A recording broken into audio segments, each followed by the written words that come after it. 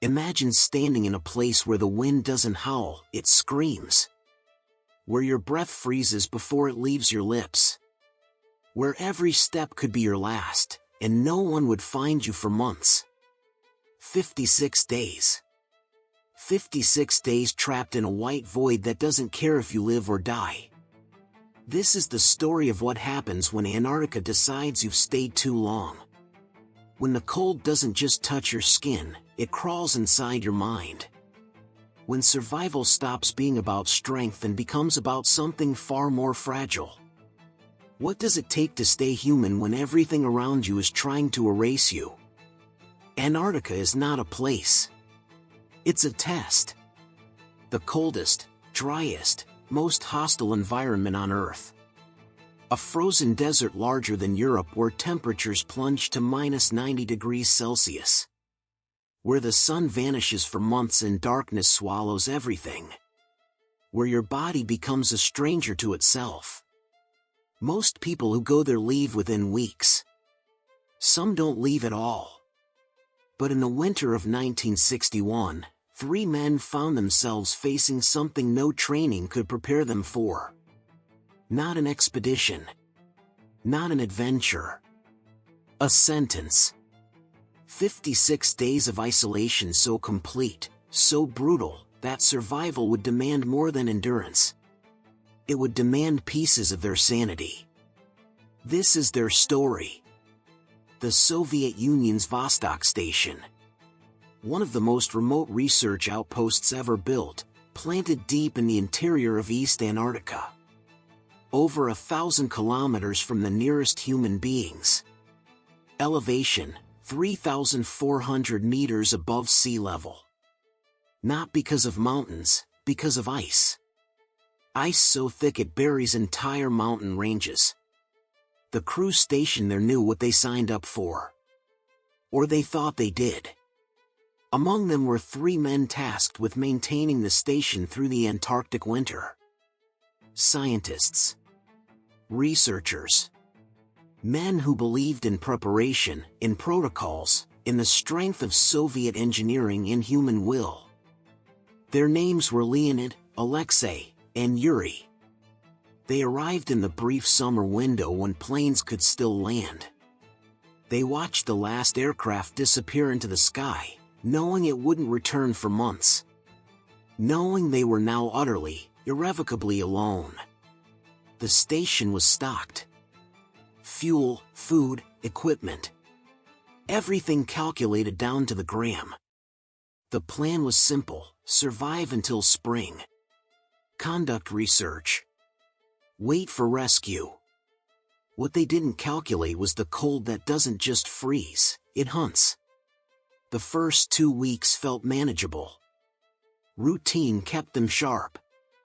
Morning radio checks. Equipment maintenance. Data collection. Meals together in the cramped station that groaned and creaked under the weight of the ice. At night, the auroras danced outside, beautiful and silent. But Antarctica was watching. The temperature began to fall. Not gradually. Violently. Within days, it dropped from -40 to -70. Then -80. The kind of cold that makes metal shatter. That turns your breath into crystals of ice in your lungs. Going outside became life-threatening. Even with every layer of clothing, even for minutes, frostbite waited. Your skin doesn't just freeze, it dies. Tissue blackens. Fingers and toes become foreign objects hanging from your body. And then the wind came. Not wind like you know. Wind that moved at 200 kilometers per hour, carrying ice particles that could strip flesh from bone. Wind so loud it drowned out thought. The station shook. Walls cracked. For 3 days straight, they huddled inside, unable to do anything but wait. When it finally stopped, the silence returned. And the silence was worse. By day 20, the psychological pressure began to show.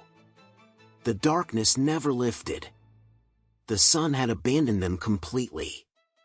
Time became meaningless. Was it morning? Night? Did it matter when every hour looked the same, black sky, white ground, and the dim yellow glow of their station lights? The radio failed. Not permanently. Just enough. Static. Broken transmissions. Voices from the outside world that arrived in fragments, just clear enough to remind them they were forgotten. Just broken enough to make them wonder if anyone was even listening. Isolation is not loneliness. Loneliness is missing people. Isolation is forgetting they exist. Leonid stopped speaking unless necessary. Alexei began talking to himself, whispering observations into a recorder that no one would ever hear. Yuri stared out the window for hours, watching nothing, seeing everything. The mind does strange things when deprived. When there's no stimulation, no change, no proof that the world is still turning. Your thoughts loop. Memories become more real than the present. You start to doubt what's inside your head and what's outside. In Antarctica, the line between the two disappears. By week 5, their bodies were failing. Even inside the heated station, the cold was relentless. Calories burned faster than they could consume them. They were eating nearly 6,000 calories a day and still losing weight. Muscles weakened. Movement slowed. Alexei developed frostbite on 3 fingers during a fuel run. He didn't feel it happen. The cold had numbed him so completely that by the time he noticed, the tissue was already blackening. There was no doctor. No hospital. Just bandages and hope. Sleep became a nightmare. Not because of dreams, but because of the sound of their own breathing. Each inhale crackled. Each exhale froze in the air. Your lungs aren't meant to process air that cold. Every breath felt like swallowing glass. And the headaches. Constant, crushing headaches from the altitude and lack of oxygen. At over 3,000 meters, there's 30% less oxygen in the air. Their brains were starving. Yuri began coughing blood. Small amounts. Enough to terrify. They couldn't leave. They couldn't call for help. They could only wait. Around day 40, something changed. Leonid saw his wife. Not in a dream. Not in a memory. He saw her standing in the corridor of the station, wearing the blue dress from their wedding. She didn't speak. She just looked at him. And then she was gone. He didn't tell the others. Not at first. Alexei heard voices outside. Conversations. Laughter. He opened the door once, convinced someone was out there. The wind nearly killed him. Frostbite took another finger. Hallucinations are common in extreme isolation. The brain, desperate for stimulation, invents it. Shadows become figures. Wind becomes voices. The emptiness outside fills with ghosts. But knowing it's not real doesn't make it stop. They began to argue. Small things. Who used too much fuel? Who ate an extra ration? Words became weapons because there was nothing else to fight. Anger is easier than fear. Blame is easier than helplessness. And through it all, the silence. The silence of Antarctica is not peaceful. It's aggressive. It presses into your ears, your chest, your thoughts. It makes you aware of every heartbeat, every breath, every second passing in the frozen dark. It makes you wonder if you're already dead. Day 48. The generator failed. Heat. Light. Communication. Everything ran on that generator. And now it was silent.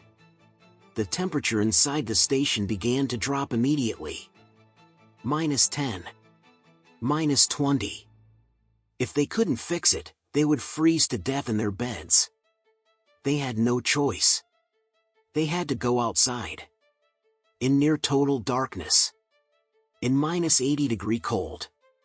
In winds that could knock a man off his feet. Leonid and Yuri suited up. Alexei, with his blackened fingers, stayed inside to guide them by radio. The walk to the generator shed was less than 50 meters. It took 20 minutes. Every step was a battle. The wind screamed. Ice particles shredded their faces. They couldn't see. Couldn't hear. Could barely breathe. When they reached the shed, their hands were so numb they couldn't feel the tools. They worked by memory. By desperation. 1 hour. 2. Frostbite claimed another piece of them. And then, light. The generator roared back to life. Heat flooded the station. They had survived. Barely. The last week was the longest. They barely spoke. Barely ate. They simply existed, counting down the hours until rescue became possible. But something had changed inside them. The confidence they'd arrived with was gone. The certainty that humanity could conquer anything had been shattered. Antarctica had broken something fundamental. Not their bodies, though those were damaged. Not their minds, though those bore scars. It had broken the illusion that they were separate from nature. That they were above it. In Antarctica, you are nothing. Your achievements, your intelligence, your will, none of it matters to the cold. It will take you if you let it. And sometimes even if you don't. On day 56, the plane arrived. They were evacuated. Examined. Treated for frostbite, malnutrition, and psychological trauma. Leonid lost 2 fingers. Alexei lost 4. Yuri's lungs never fully recovered. But they survived. In interviews years later, they barely spoke about those 56 days. Not because they wanted to forget, but because words couldn't hold what they'd experienced. How do you explain what silence sounds like when it's trying to kill you? How do you describe a place so hostile that survival feels like an accident? They went to Antarctica as scientists. They returned as something else. 56 days in Antarctica's silent hell. Most people will never know what that means. Will never feel cold that doesn't end. Will never hear silence that screams. But their story reminds us of something we often forget. Nature does not negotiate. It does not care about your preparation, your courage, or your will to live. It simply exists. Vast.